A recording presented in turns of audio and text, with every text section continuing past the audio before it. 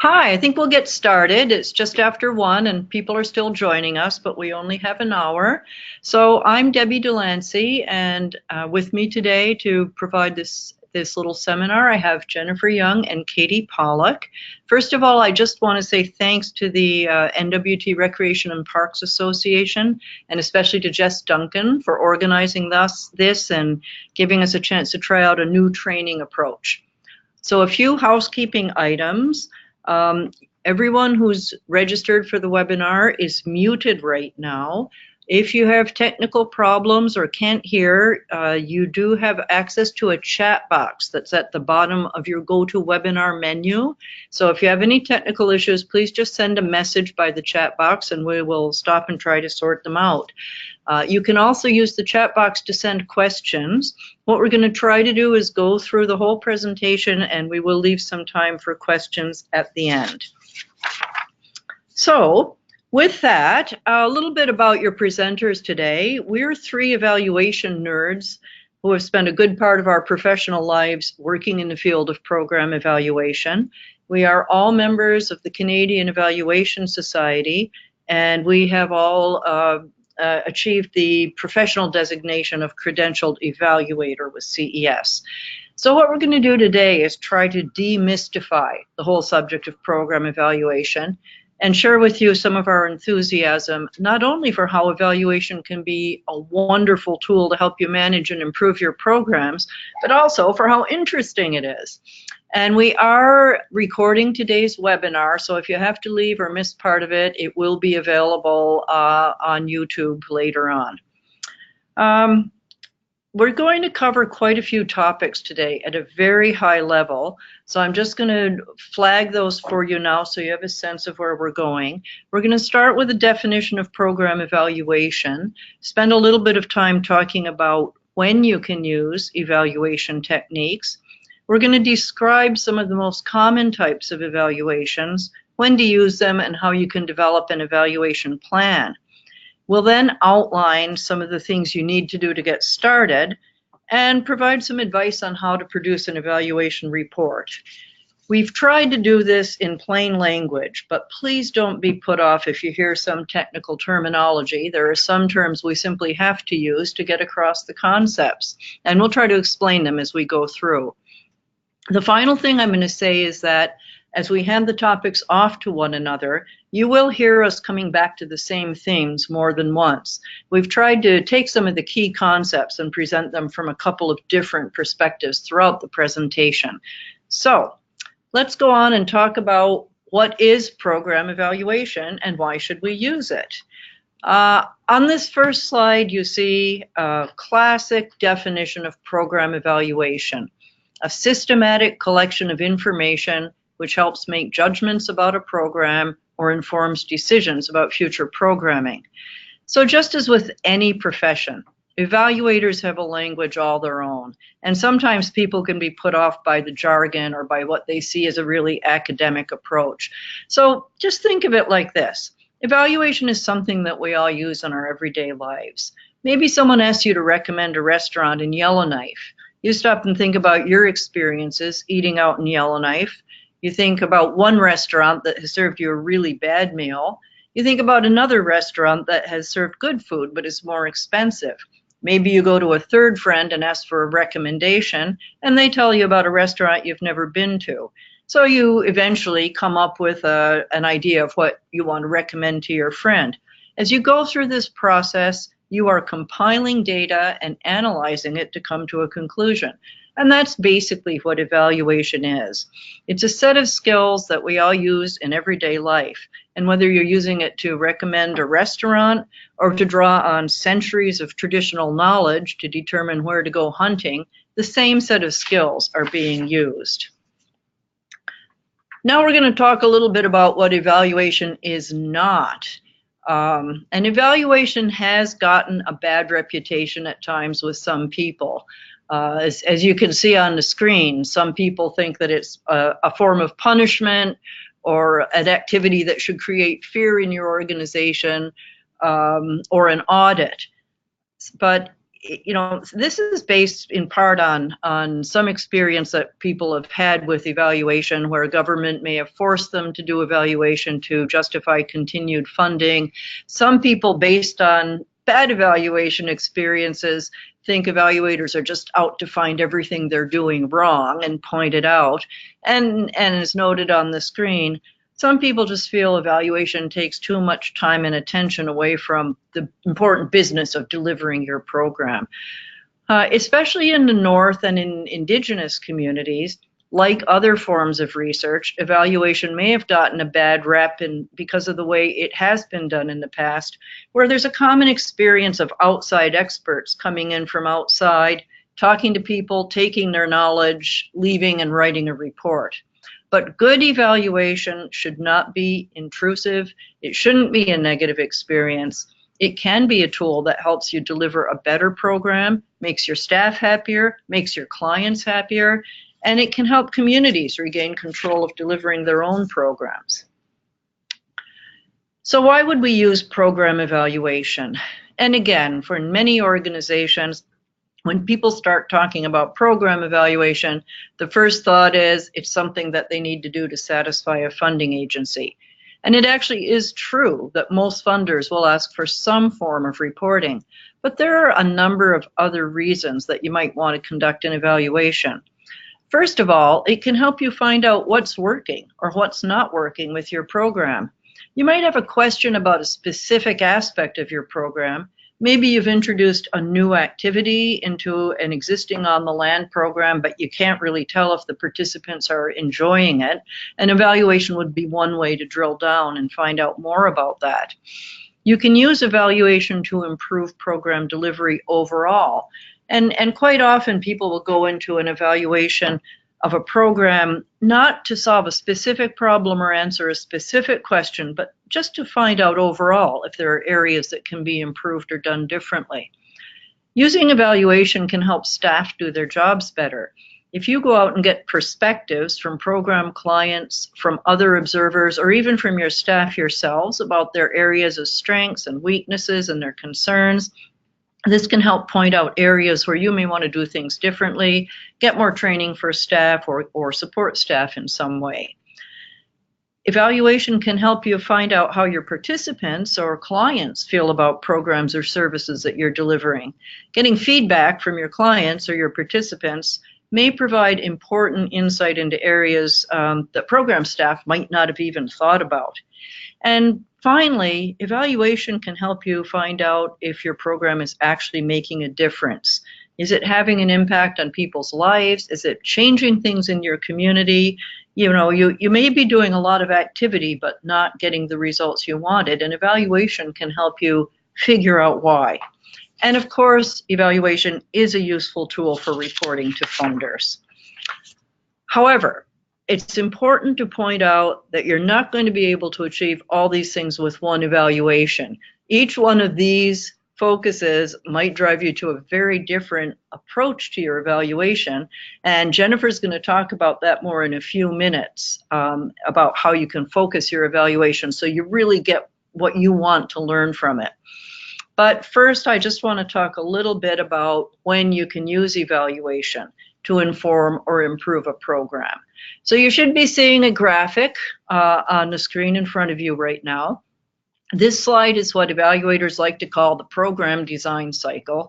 It's a pretty typical planning concept, and it describes the life cycle of any project, program, or initiative. So you usually start with a research and analysis phase. If you've identified a problem or an issue that you want to take some action on, you would start with research and analysis, and then you would move on to designing your program or initiative to tackle that issue. Once you've designed, you would move to implementation, and then at some point you might want to bring in evaluation, and we're going to talk more about when that might be.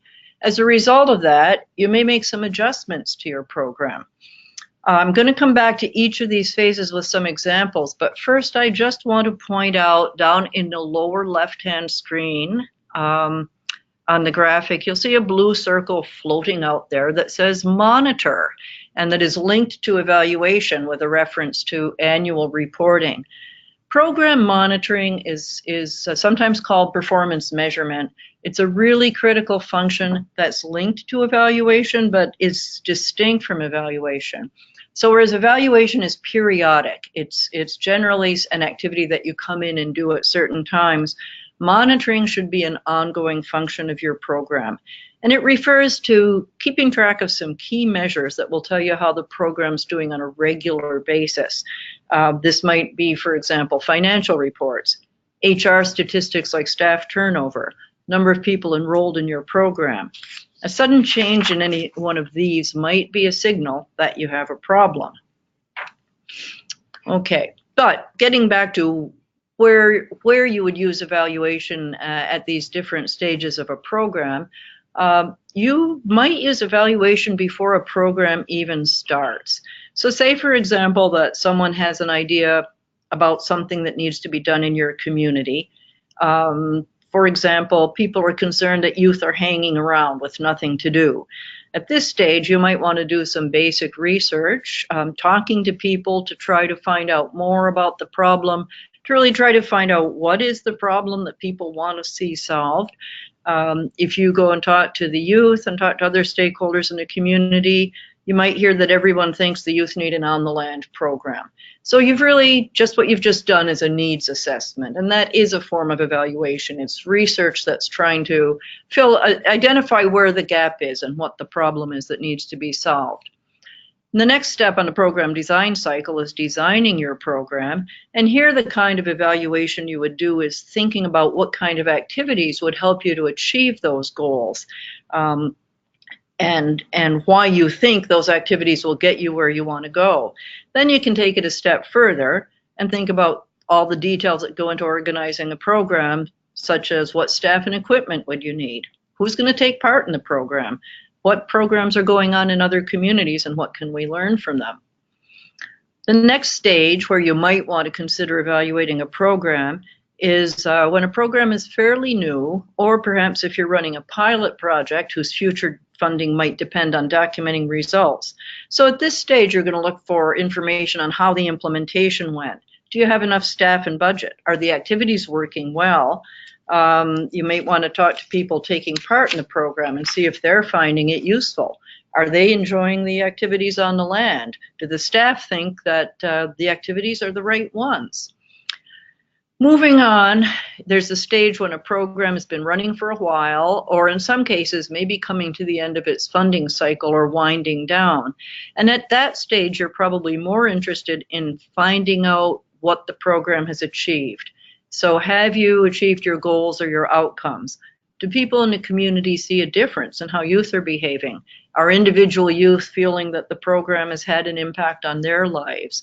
So these different kinds of evaluation that you use at different stages will have very different approaches, and Jennifer is going to get into that.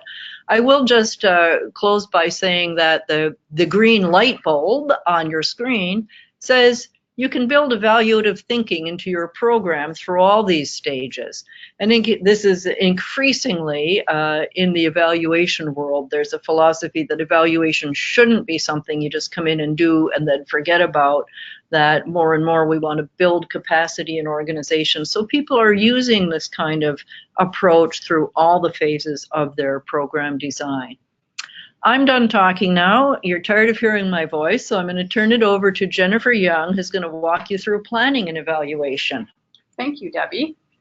As Debbie mentioned, there are various ways that you can use evaluation to improve a program or inform a program.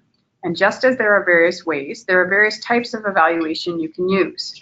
My part of this webinar will speak to 4 common types of evaluation and how you can develop an evaluation plan. You will notice that the common types of evaluation are similar to the ways you can use evaluation to inform or improve a program that Debbie just referenced. This is intentional because how you plan to use the evaluation will dictate the type of evaluation you use. On this slide, there are 4 common types of evaluation that can be mirrored to the program planning cycle Debbie mentioned earlier. The first common type of evaluation is a needs assessment. This is often conducted in the research and analysis phase when you want to know if there is a need for the program.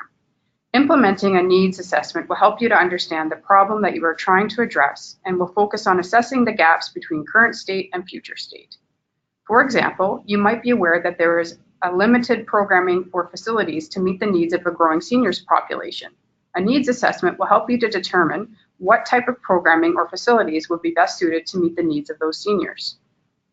The second common type of evaluation is developmental evaluation. This evaluation is often conducted in the program design and planning stage when you want to figure out what you are trying to achieve through your program. Implementing a developmental evaluation will help you to clarify the design and intended outcomes of the program and will focus on exploring ways in which a program should be delivered. Keeping with the needs of our growing seniors population, a developmental evaluation would help you clarify that your goal is to simply increase activity levels among seniors and that it might not be feasible to implement the same Get Active program in each of your target sites. A third common type of evaluation is the formative evaluation. This evaluation is often conducted early on in the implementation stage of your program when you want to know if the program is being delivered effectively and efficiently. Implementing a formative evaluation will help you understand if the program is being implemented as intended and whether any changes are necessary by focusing on the program's successes and challenges. Continuing with the Get Active program for seniors, a formative evaluation will help you determine which target sites were more successful than others and why that is the case. A final common type of evaluation is the summative evaluation. This evaluation is often conducted at the end of a pilot program or after several years of implementation of a program that is more ongoing in nature when you want to know if the program has met its overall goals and outcomes. Implementing a summative evaluation will help you understand if the program is having the impact it intended and will focus on learning to what extent the program met the needs of the audience it was trying to target. Conducting a summative evaluation for the Get Active program for seniors, for example, would help you determine to what extent seniors did in fact become more active and the reasons that led to the success or challenges of being able to meet that overall goal. It is important to note there are many types and approaches of evaluation, and it's not as cut and dry as we have proposed here. In some cases, more than one approach may be necessary, especially during the implementation days of a program. The next section of my discussion is about developing the evaluation plan. Once you've figured out what you want to know from your program evaluation, the next key step, foundational to any evaluation, is to develop an evaluation plan. Over the next few slides, I will walk you through what is required to develop such a plan. The contents of an evaluation plan can be developed by answering a series of 7 questions. What is the purpose of the evaluation? What is the focus of the evaluation? Who will be involved in the evaluation? What information will you collect? How you will collect the information? How much time and money will you need for the evaluation? And how you will share your findings. On this slide, I walk through the first 3 of those 7 questions, and on the next slide, I will walk through the other 4. Through each of these questions, I will walk us through an example using a nature club program that is designed to inspire a love of nature among its participants that has been implemented for about 3 years. When developing an evaluation plan, the first question you need to answer is, what is the purpose of this evaluation? To answer this question, you will want to reference back to the most common types of evaluations I spoke of earlier to determine what the purpose would be. For our nature club example, the purpose of this evaluation would be a formative evaluation because it is still in the early years of implementation, and conducting such an evaluation will help you to know how to improve the program so that its implementation can be sustained for more years to come. The second question you want to answer in an evaluation plan is what the focus of the evaluation will be. This is where you will want to start thinking about the questions you want to answer through your evaluation. The key in determining which questions to ask is to think about what you want to know about your program. Keeping with the formative evaluation of our Nature Club, you might want to know how the program is being implemented. Are the delivery methods of the Nature Club working? Was the club implemented within budget and with appropriate staffing levels? Is there evidence that the Nature Club could expand to other sites? Asking good questions can be tricky, and I will walk you through how to develop questions in the next slide. For now, what is important to know is that once you've established a set of core questions you want your evaluation to examine, there are likely several sub-questions that will be required of your evaluation tools and resources that will help you get the answer to your core questions. In a few minutes, Katie will walk you through the tools and resources you can use in the evaluation. The third question that will help you develop an evaluation plan is who will be involved in the evaluation. This is the part of the plan where you will identify who will conduct the evaluation and who will participate in the evaluation. Relationship building with program stakeholders is foundational to any evaluation process. To determine who will be involved in the evaluation will depend in large part upon the level of access to tools and resources and the level of objectivity required of your evaluation. For example, the formative evaluation of our Nature Club could be conducted either by an external consultant we hire, by program staff themselves, or a combination of both.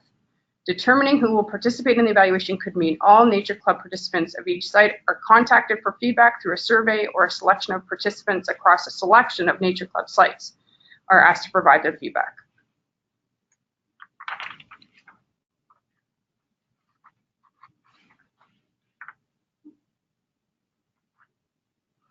The fourth question you will want to answer in developing your evaluation plan is what information will you collect? To answer this question, you will want to focus on two types of information: qualitative information, which is information collected through words, ideas, pictures, and stories, and second, quantitative information, which is information using numbers.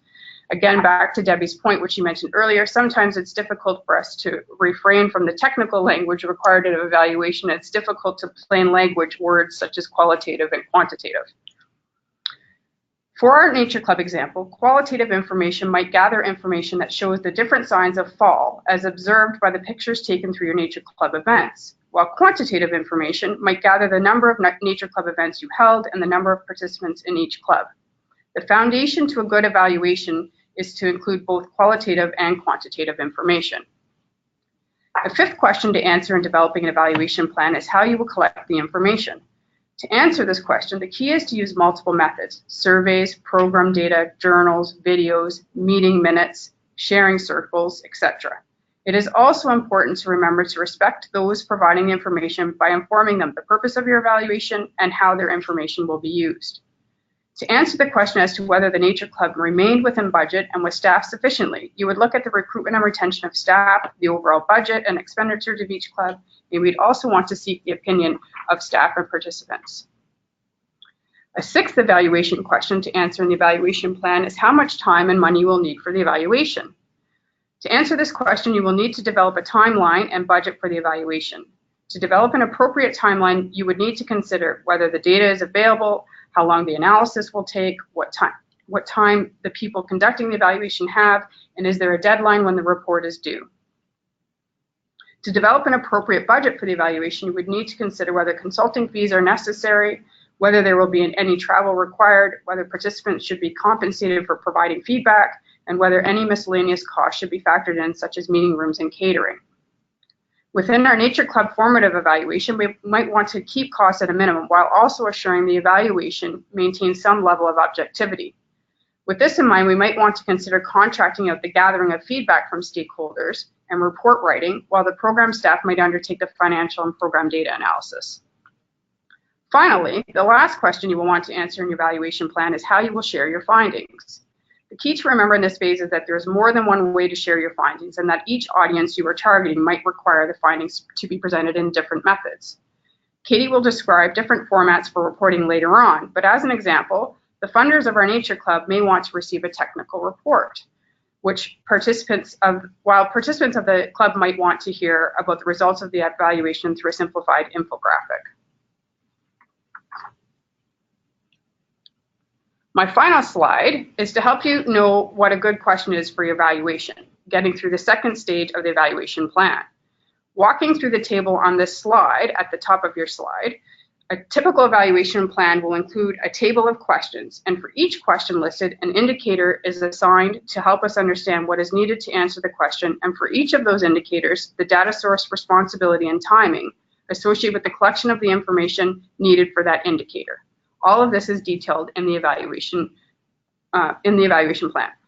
But how do you know the question you have listed is the right question? The answer is to pass it through the SMART test. SMART being the SMART test at the bottom underneath the table. When you apply this test to any of the questions, I apologize. When you apply this test to the questions you ask, you need to figure out if it's specific, measurable, actionable, relevant, and timely. Specific gets at, is the question specific enough and is it clear? Measurable gets at, will you be able to get the data to answer the question? Actionable, will the answers to the evaluation questions provide you with the information you need to make decisions about your program? Relevant, are there any questions that you can identify as simply nice to know as opposed to need to know? And timely, is it important to ask this question now? If you answer no to any of these questions, then we encourage you to try to make revisions to your questions so that it does pass the SMART test. If you continue to have challenges passing the SMART test, you are encouraged to eliminate that question and move on to the next question. Once a comprehensive list of questions it has been established, a process of prioritization then needs to occur to ensure that the final set of issues is reasonable and realistic, and that basically you're not asking too many questions of your evaluation. As a final reminder here, the questions you want asked of your evaluation won't reflect the same questions asked of your stakeholders or the analysis you might want to undertake in your evaluation. This is because it may take several additional questions to gather the information needed to answer the main broad question you want asked of your program. In closing this part of the webinar off, I want to turn it over to Katy, who will provide you information on what you need to start an evaluation. Thank you, Jennifer. So now we're going to look at some resources that you need to get started, some things you need to get started in undertaking your evaluation. Many of the things that we cover in this section are concepts or ideas or things that you've heard before from both Debbie and Jennifer. And so we're just reiterating these items because they are extra important, or they're important to consider before you move forward with planning your evaluation. So the first thing we'll look at are resources. What does it take to evaluate? Obviously, it depends. It depends on your program. It depends on what you actually have available. It depends on a whole host of questions that hopefully you've answered through your evaluation plan. But in general, there are three constants, and the first is time. Evaluations take time. Now, Debbie mentioned that your evaluation doesn't have to take time away from delivering your program. And while that is true, it is also true that evaluations take time. So evaluations really aren't something you can expect to do in a week or a month, maybe not even in a few months. In some cases, setting up the processes you need to conduct an evaluation could take years, depending on how large your program is and how many people it serves, or how often it runs. And this is because evaluations require information, which is the second in the middle graphic on our screen. Sometimes this information is readily available. Often it's not. And information can mean a lot of different things that we're going to talk about soon. So what kind of information you need to collect will drive the amount of time that it takes to undertake your evaluation. And the third key resource that you need to consider in your evaluation is money or a budget.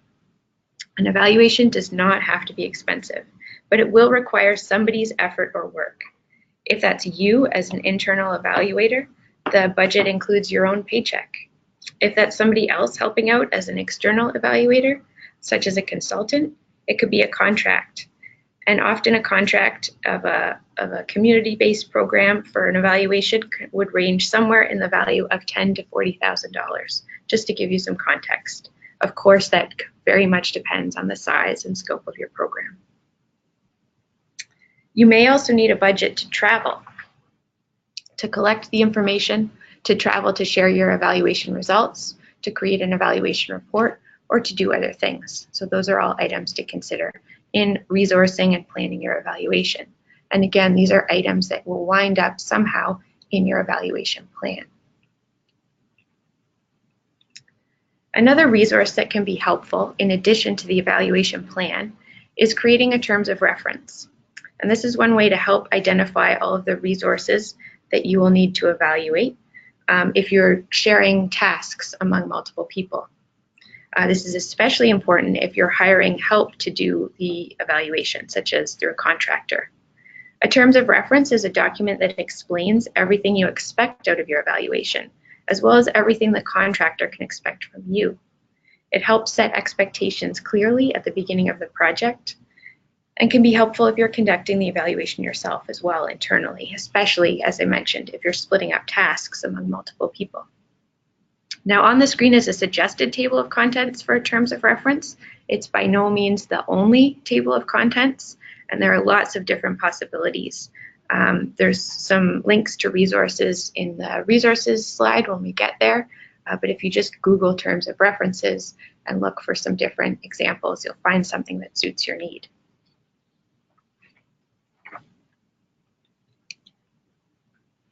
So now I want to talk about information on the program and what counts as data. You'll often hear evaluators using the term data. We like to use it interchangeably with information, but sometimes this might give a false impression about what we mean by data. So people often think data only refers to numbers, things like counts or descriptive statistics that can be represented in Excel charts. But in the world of evaluation, we need to open up our definition of data or information generally. Numbers are important, but so are stories, experiences, observations, and images. The most important thing in an evaluation is to provide an accurate representation of the reality of the program using the best information or data available. So let's look at a little example to illustrate this. If we think of a program that aims to educate youth aged 15 to 18 in NWT communities to be on-the-land leaders. Activities within this program include a 2-day in-class workshop and a 2-day overnight trip on the land. The goal is to make 15 to 18-year-old NWT youth into future on-the-land leaders. Some ways we could demonstrate information about this program include counting the number of participants in the workshop each day and in the overnight trip. We could create a percentage of participants based on the entire 15 to 18-year-old population in the NWT. That's our target population.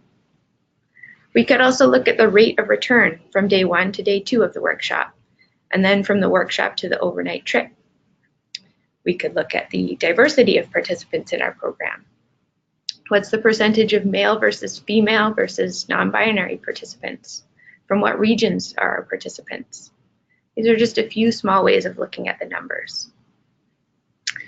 What about other sources of information for this program, though?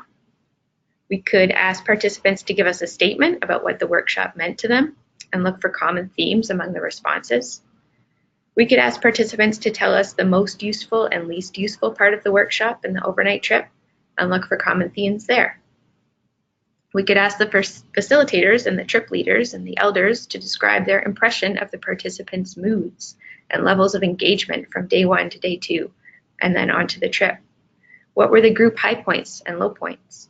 What did the participants ask? What did they seem interested in?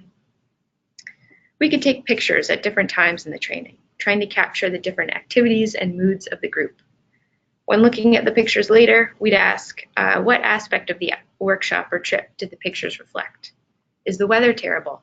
Is everyone hiding in a tent? Are the faces happy or sad? Are they engaged or bored? All of this information and more is data. It all has an important place in the evaluation. You might not be able to gather every piece of data that you want for every evaluation, but it's important to at least think through each of the options to you. The options that are open to you in terms of collecting data. And then it's important to think about what data would be more important or most important and most reflective of the program. What data would most help you answer the questions you want to answer? And then you can prioritize your time trying to collect those pieces of information.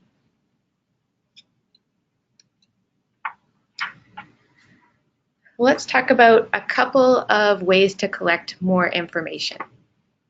A lot of the information you'll need for your evaluation, you might already have through program records. This could be things like the number of participants, their ages, their home communities, their attendance record in the workshop.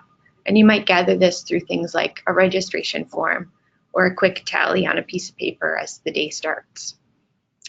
For other information, you may need to create ways to specifically gather that information or data.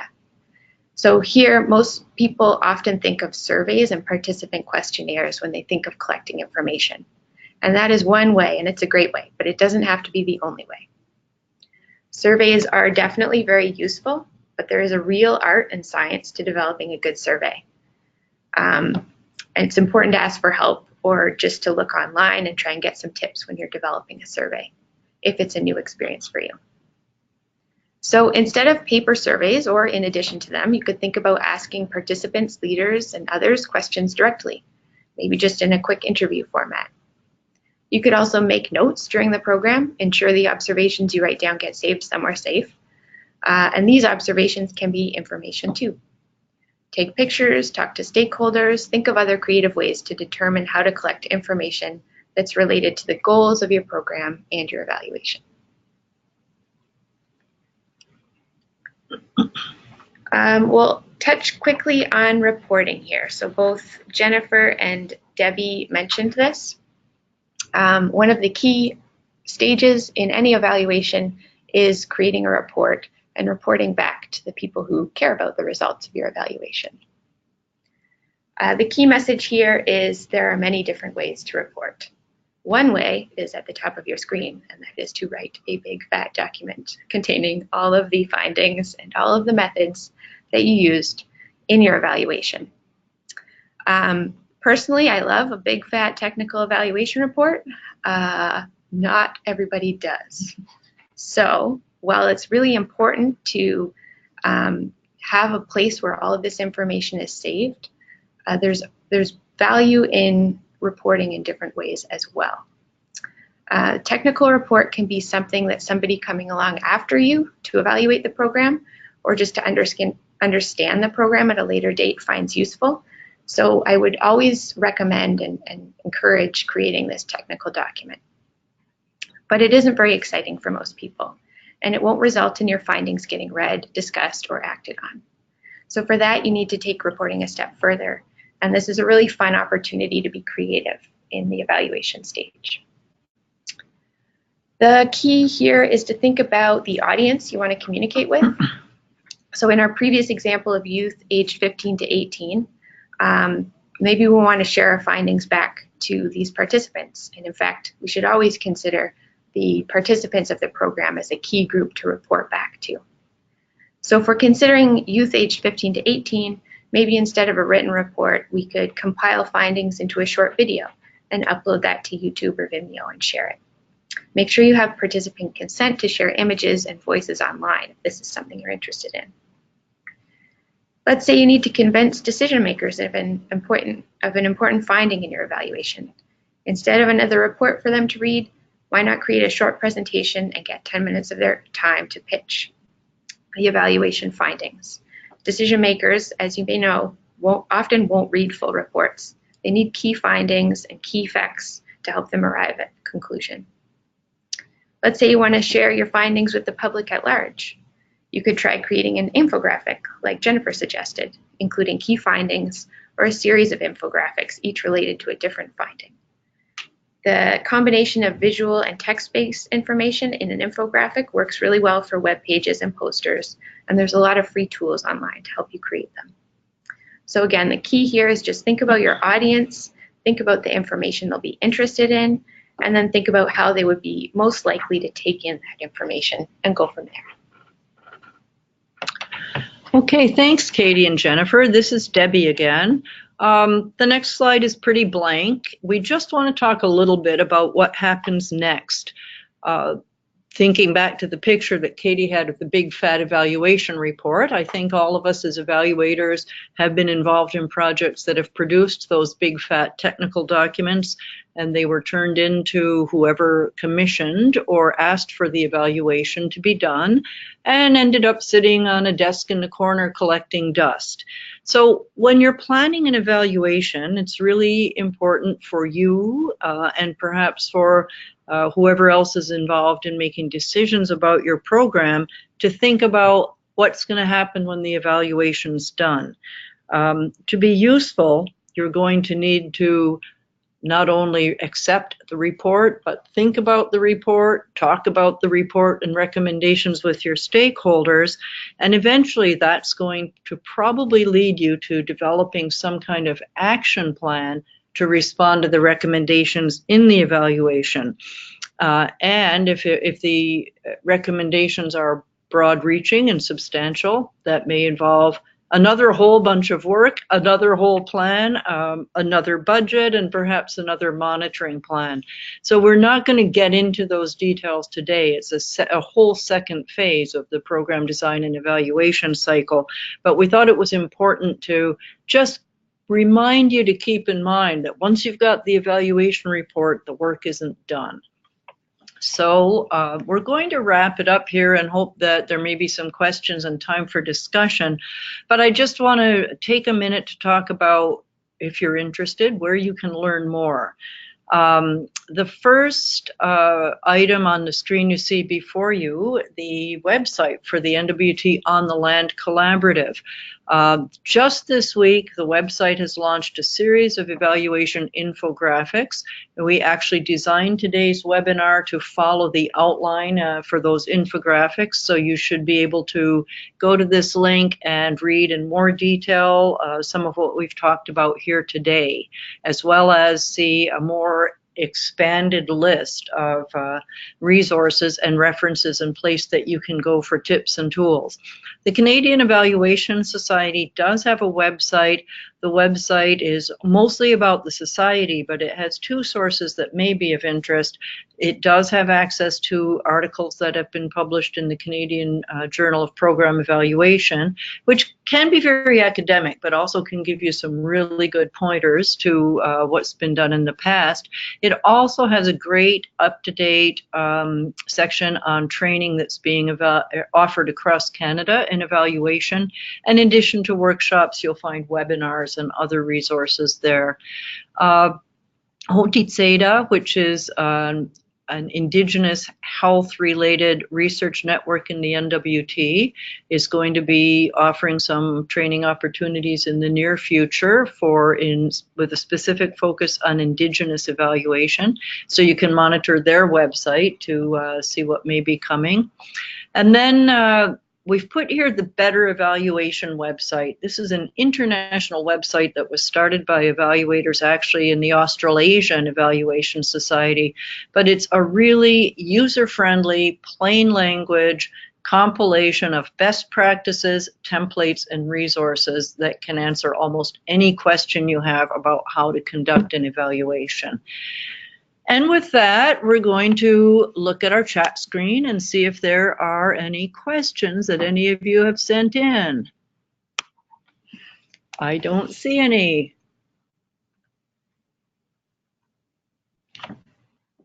Yeah, just if you do have questions, this would be a good chance. Type them in or send us a message if you can't figure out how to access the chat screen. I guess you need the chat screen to do that.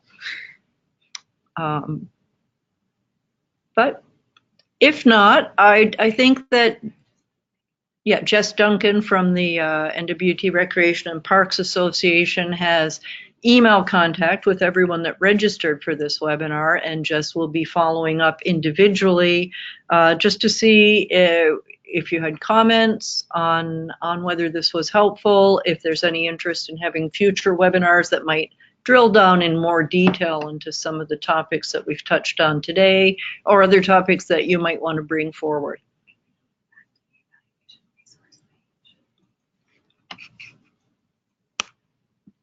There, we've been asked to go back to the resource page, so here it is. And again, the first link here, the NWT On the Land Collaborative website, has a resource page that has a broader list. We didn't want to try to squish them all up on a slide here of references. There are many textbooks. There are many websites. Many of the philanthropic organizations have produced evaluation guides. The Government of the Northwest Territories Department of Finance has some excellent resources on their webpage. The Government of Canada Treasury Board Secretariat has a Centre for Excellence in Program Evaluation. Most provincial governments have some sort of evaluation resources. So if you have a specific evaluation question or a tool that you're looking for, usually a little bit of creative internet searching can turn up some really useful information. Okay, I'm going to see that I think Bernice just raised her hand. I'm going to see, was she self-muted? Can you ask Bernice to unmute? Okay. Bernice, we think you want to talk, but you're apparently muted. So can you, if you wanted to ask a question, can you take yourself off mute?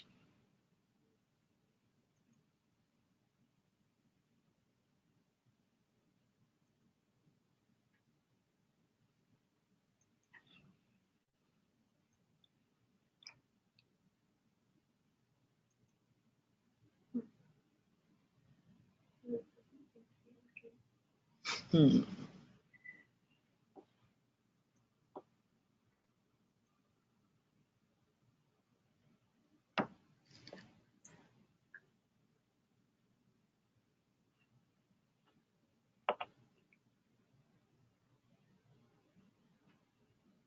I don't know. I've asked him to unmute. Okay, we seem to be having some problems letting people talk to us, for which we apologize. The chat feature should be working if you want to type your questions.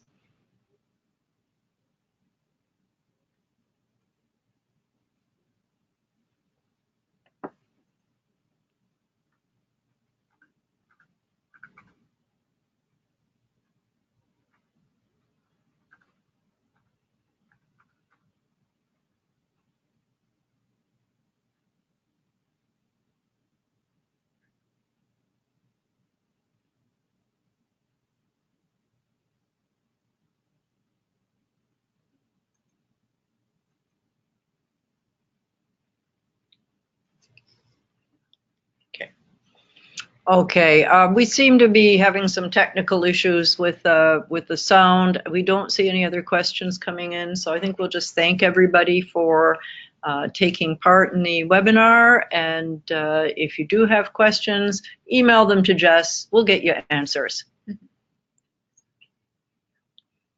And Jess will be circulating the link to the video as well, so that you can share this with other people if you want to. So thank you, and have a good Friday afternoon.